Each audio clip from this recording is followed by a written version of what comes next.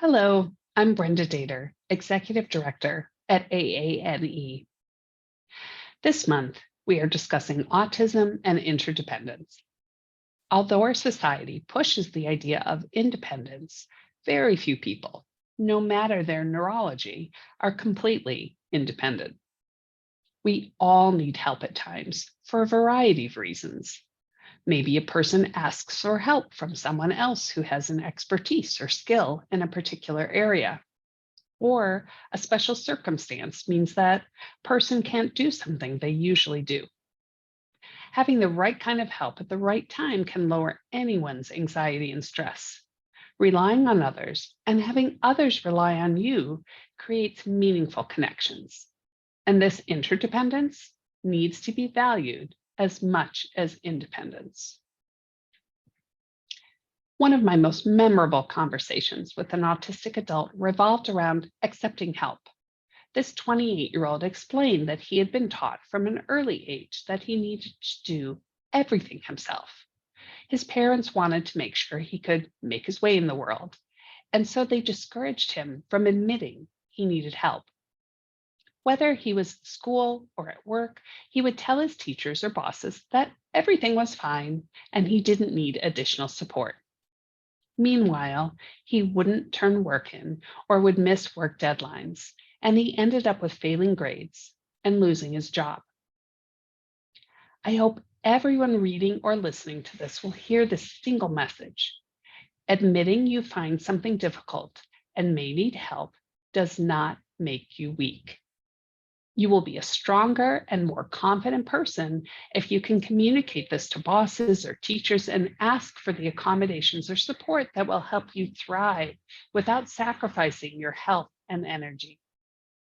Of course, some workplaces and schools might not be fully supportive, and in those cases, more advocacy will be needed so that everyone can ask for what they need.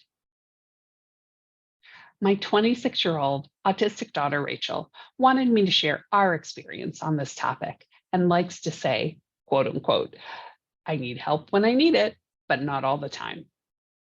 For example, she is completely independent with her graduate school work, shopping, and laundry.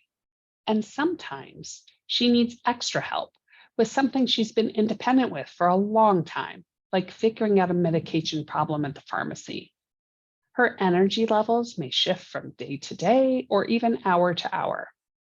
So some days she can take on demanding tasks like talking to her health insurance company on the phone. And on other days, she'll ask if I can make the call. It could be because she had too many hard things to deal with in one day, or because she didn't sleep well. My helping her on the day she is too exhausted does not mean she won't go back to taking care of herself when she's ready. It's no different than when Rachel runs an errand to the grocery store for me if I'm too tired after work. Sometimes parents come to me worried that their autistic child of any age has or will become too dependent on their assistance. They are concerned that they've taken over too many challenging tasks for their child without helping them learn how to cope with the inevitable challenges they will face. Of course, there is a balance between offering support when needed and always stepping in. Figuring out the right balance can be tricky.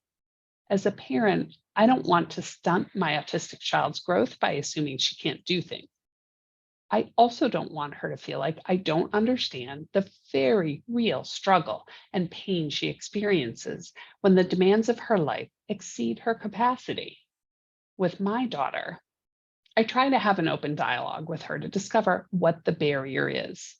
Is it heightened anxiety? Is she unsure how long a particular task is going to take?